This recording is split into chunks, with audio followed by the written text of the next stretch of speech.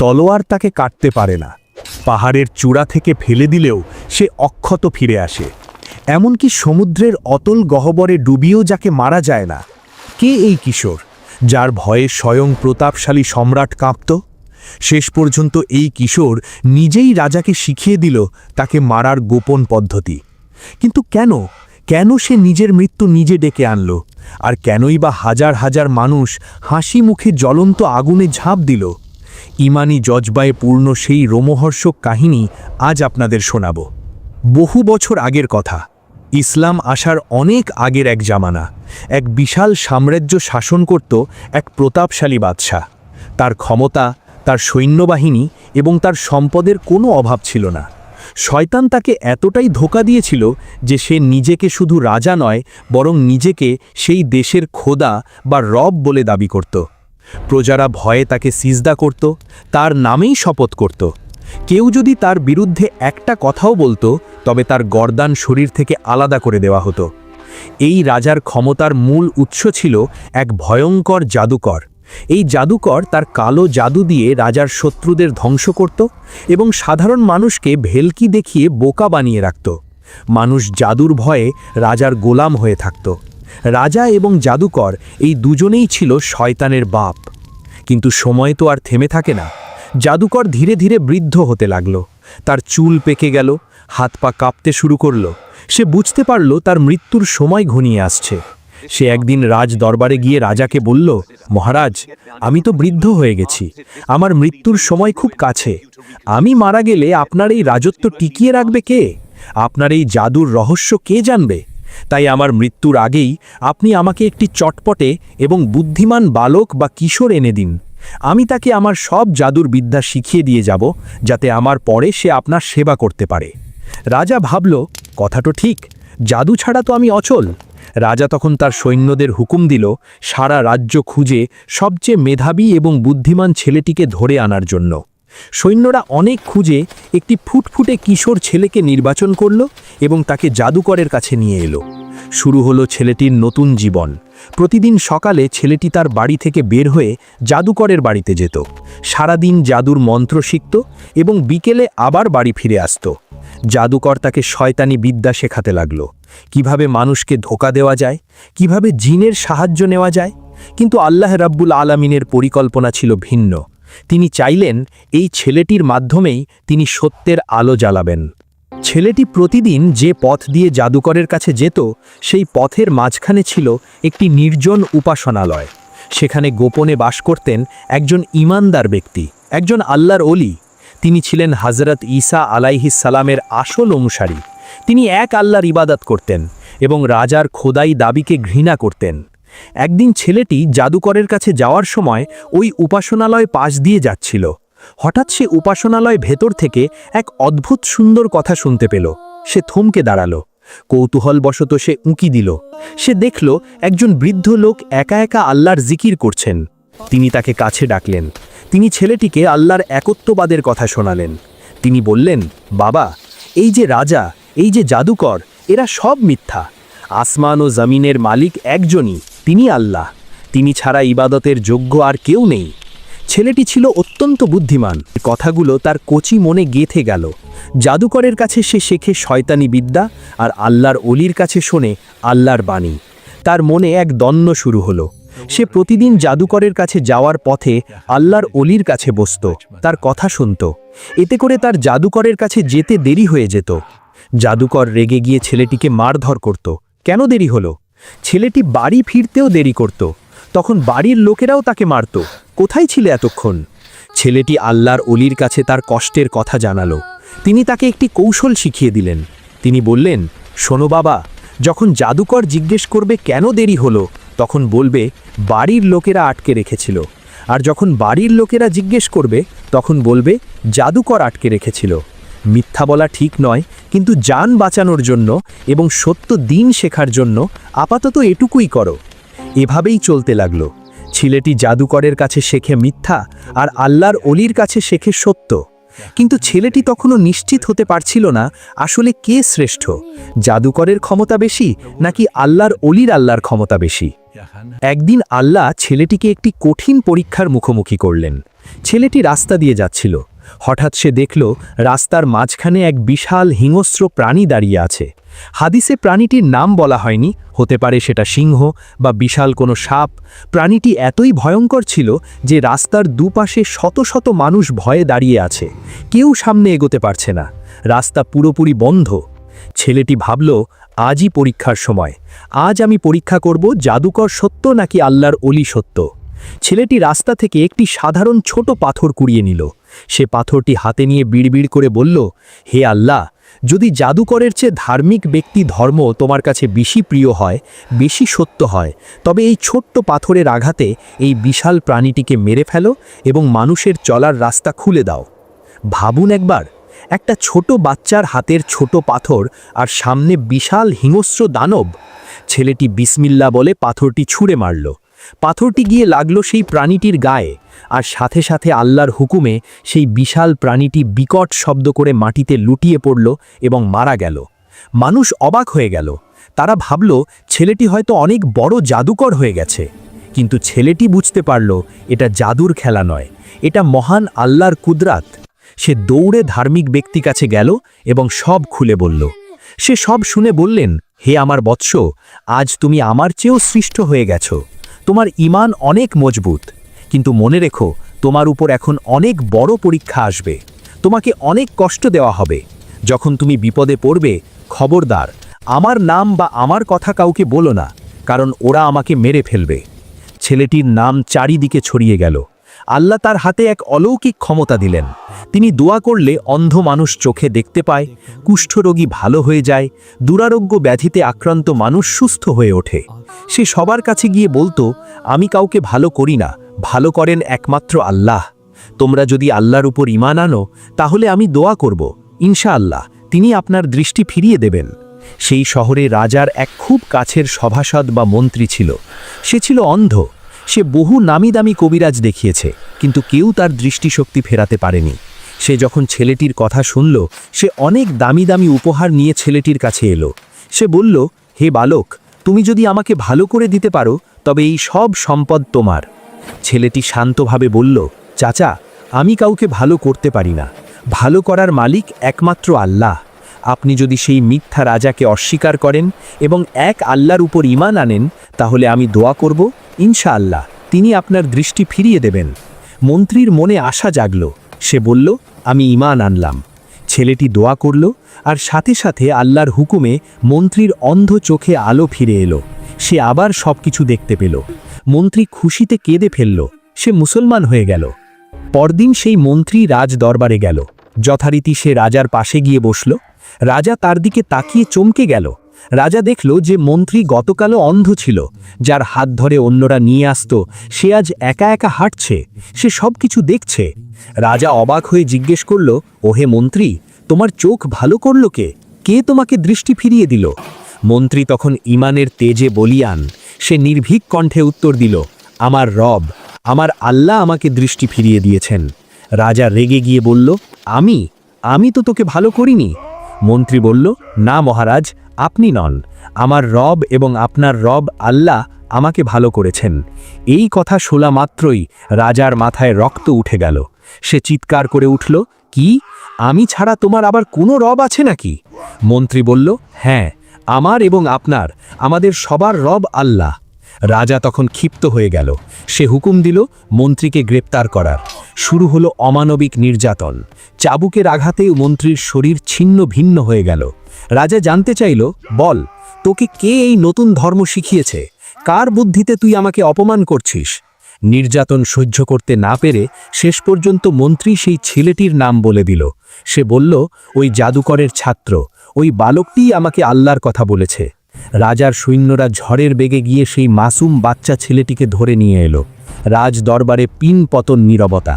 একদিকে ক্ষমতার দম্ভে মত্ত রাজা, আর অন্যদিকে এক নিরস্ত্র কিশোর।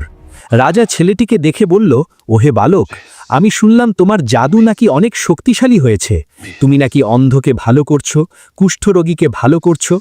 ছেলেটি তখন ভরা মজলিসে হাজার হাজার মানুষের সামনে এবং রাজার চোখের দিকে তাকিয়ে এমন একটি কথা বলল, যা সেই দরবারের প্রতিটি মানুষকে কাঁপিয়ে দিল।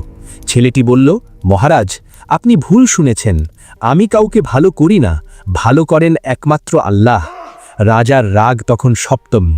সে বুঝতে পারল এটি কোনো সাধারণ বিদ্রোহ নয়, এটি তার খোদাই দাবির মূলে কুঠারাঘাত। রাজা হুকুম দিল, এই ছেলেকে ততক্ষণ পর্যন্ত মারবে যতক্ষণ না সে তার গুরুর নাম বানে। শুরু হলো ছেলেটির ওপর নির্যাতন। বাচ্চা ছেলের শরীর কতটুকুই বা সইতে পারে। মারের চোটে শেষ পর্যন্ত সেই বৃদ্ধ আল্লাহর অলির কথা বলে দিল। সৈন্যরা গিয়ে সেই বৃদ্ধ লোকটাকে টেনে হিঁচড়ে নিয়ে নিল। এখন রাজার সামনে তিনজন অপরাধী, সেই মন্ত্রী, সেই বালক এবং সেই আল্লাহর অলি। রাজা লোকটাকে জিজ্ঞেস করল, বল, তুই তোর ধর্ম ত্যাগ কর, ফিরে আয় আমার ধর্মে। বৃদ্ধ লোকটি ঘৃণা ভরে প্রত্যাখ্যান করলেই। রাজা তখন জল্লাদকে হুকুম দিল, করাত নিয়ে এসো। ভাবুন একবার সেই দৃশ্য। রাজার সৈন্যরা একটি বিশাল করাত নিয়ে এলো। তারা সেই বৃদ্ধ লোকটাকে গলার মাঝখানে করাত রাখল। রাজা বলল, এখনো সময় আছে, ফিরে আয়। বৃদ্ধ লোকটি আল্লাহর নাম নিলেন, আর তারপর সবার চোখের সামনে জীবন্ত অবস্থায় সেই বৃদ্ধ মানুষকে করাত দিয়ে চিরে দ্বিখণ্ডিত করে ফেলা হলো। তার শরীরের দুই টুকরো দুই দিকে পড়ে গেল, রক্তে দরবার ভেসে গেল, কিন্তু তিনি ঈমান ছাড়লেন না। এরপর রাজা মন্ত্রীকে ধরল, একই প্রশ্ন, ধর্ম ছাড়বি কিনা? মন্ত্রীও না বলল। তাকেও একইভাবে নির্মমভাবে করাত দিয়ে চিরে দুই টুকরো করে ফেলা হলো। বাকি রইল শুধু সেই ছোট্ট ছেলেটি। রাজা ভাবল, চোখের সামনেই মৃত্যু দেখে ছেলেটি নিশ্চয়ই ভয়ে তার পায়ে লুটিয়ে পড়বে। রাজা ছেলেটিকে বলল, দেখলি তো তোর ওস্তাদদের কি অবস্থা করলাম, এখন তোর পালা, বল তুই কি তোর ধর্ম ছাড়বি নাকি তোকেও মারব? ছেলেটি তখন সেই রক্তের সাগরে দাঁড়িয়ে দুই টুকরো হওয়া লাশের দিকে তাকিয়ে রাজার দিকে ফিরে হাসল। তার চোখে কোনো ভয় নেই। সে বলল, তুমি আমাকে মারতে পারবে না, আমার হায়াত মৌত আল্লাহর হাতে। রাজা তখন তার সেরা সৈন্যদের ডাকল। সে বলল, এই ছেলেকে নিয়ে যাও, শহরের সবচেয়ে উঁচু পাহাড়ের চূড়ায় নিয়ে যাও। সেখানে গিয়ে তাকে শেষবারের মতো জিজ্ঞেস করবে। যদি সে ধর্ম ত্যাগ করে ভালো, আর যদি না করে তবে তাকে পাহাড়ের উপর থেকে ধাক্কা দিয়ে নিচে ফেলে দেবে। আমি দেখতে চাই তার আল্লাহ তাকে কিভাবে বাঁচায়। সৈন্যরা ছেলেটিকে নিয়ে পাহাড়ের দিকে রওনা হলো। পাহাড়টি ছিল মেঘ ছোঁয়া উঁচু। তারা ছেলেটিকে নিয়ে একদম চূড়ায় উঠল। নিচে তাকালে মাথা ঘুরে যায়। সৈন্যরা ছেলেটিকে পাহাড়ের কিনারায় দাঁড় করালো। তারা বলল, বল ফিরে আসবি কিনা? ছেলেটি তখন আকাশের দিকে তাকালো। সে আল্লাহর কাছে একটা ছোট্ট দোয়া করল। সে বলল, হে আল্লাহ, তুমি যেভাবে ইচ্ছা আমাকে এদের হাত থেকে রক্ষা করো। আর সাথে সাথে পাহাড়টি প্রচণ্ড জোরে কেঁপে উঠল। থরথর করে কাঁপতে লাগলো পাহাড়ের চূড়া। আর সেই কম্পনে রাজার সেই শক্তিশালী সৈন্যরা ভারসাম্য হারিয়ে একে একে পাহাড় থেকে নিচে পড়ে গেল। তারা চিৎকার করতে করতে হাজার ফুট নিচে পড়ে চুরমার হয়ে গেল। পাহাড়ের চূড়ায় শুধু একজনই দাঁড়িয়ে রইল, সেই ছোট্ট ছেলেটি। তার গায়ে একটা আঁচড়ও লাগলো না। সে ধীর পায়ে পাহাড় থেকে নেমে হেঁটে হেঁটে আবার রাজার দরবারে ফিরে এলো। রাজা তখন সিংহাসনে বসে আছে। সে ভাবছে ছেলেটি মরে শেষ। হঠাৎ সে দেখল ছেলেটি হাসতে হাসতে দরবারে ঢুকছে। রাজা ভূত দেখার মতো চমকে উঠল। সে তোতলামি করে জিজ্ঞেস করল, তুই তুই বেঁচে আছিস? আমার সৈন্যরা কোথায়? ছেলেটি মুচকি হেসে বলল, আল্লাহ আমাকে তাদের হাত থেকে বাঁচিয়েছেন আর তাদের ধ্বংস করে দিয়েছেন। রাজা রাগে পাগল হয়ে গেল। সে বলল, এত বড় সাহস! এবার আমি তোকে এমনভাবে মারব যে তোর হাড় গোড়ো খুঁজে পাওয়া যাবে না। রাজা তার নৌবাহিনীর প্রধানকে ডাকল। বলল, একে ধরো, একটা বড় জাহাজে করে গভীর সমুদ্রের মাঝখানে নিয়ে যাও। সেখানে গিয়ে হাত পা বেঁধে সাগরের পানিতে ফেলে দেবে। আমি দেখব এবার সে কিভাবে বাঁচে। সৈন্যরা তাকে নিয়ে সাগরে গেল, গভীর সমুদ্রে, যেখানে কুল কিনারা নেই। সেখানে গিয়ে তারা তাকে ফেলার প্রস্তুতি নিল। ছেলেটি নৌকার মাঝখানে দাঁড়িয়ে আকাশের দিকে হাত তুলল এবং বলল, হে আল্লাহ, তুমি যেভাবে ইচ্ছা আমাকে এদের হাত থেকে রক্ষা করো।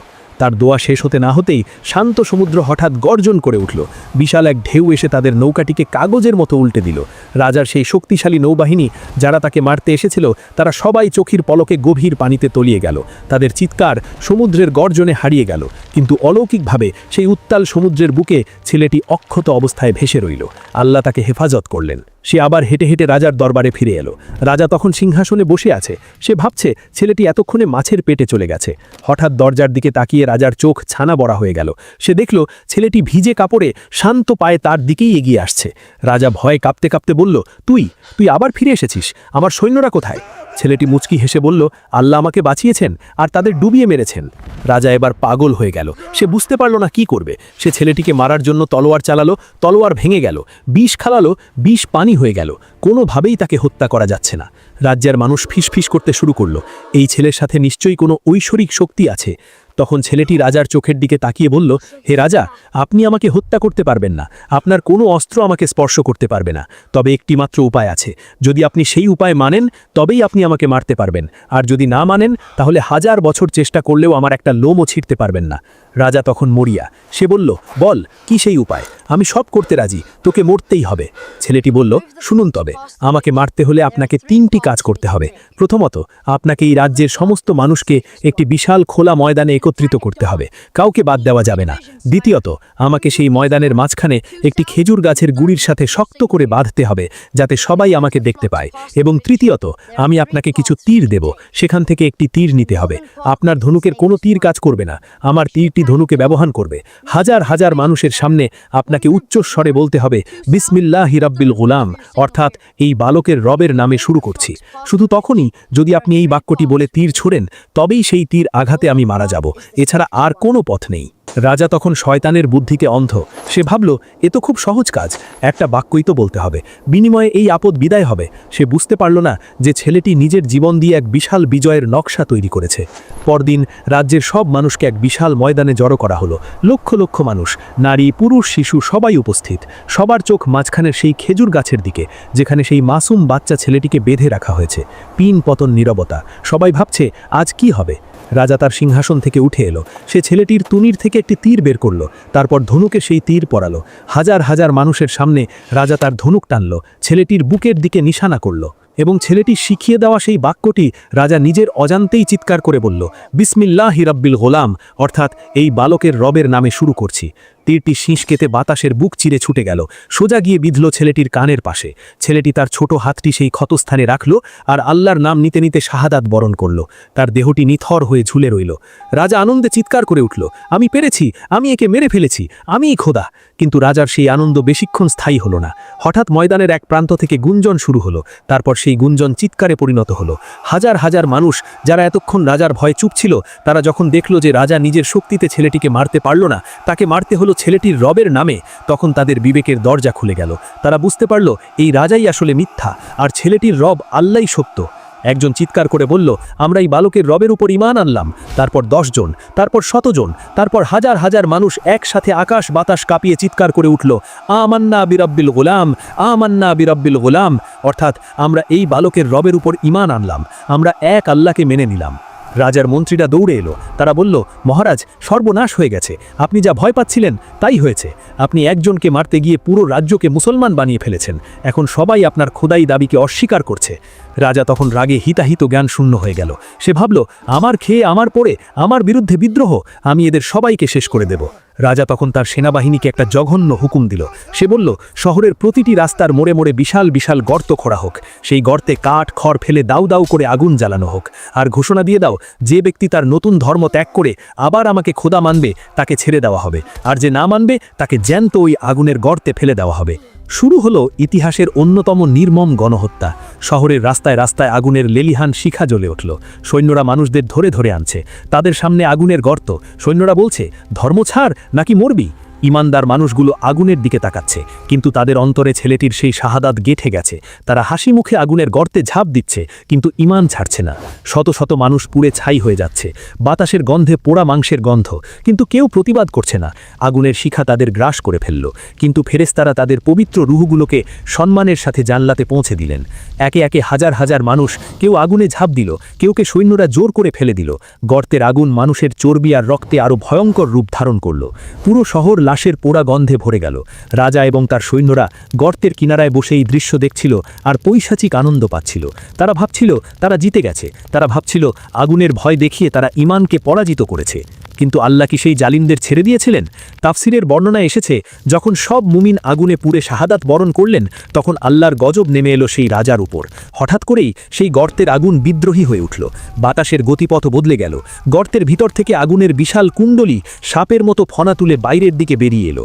রাজা এবং তার সৈন্যরা, যারা গর্তের কিনারায় বসে তামাশা দেখছিল, আগুন তাদের ঘিরে ফেলল।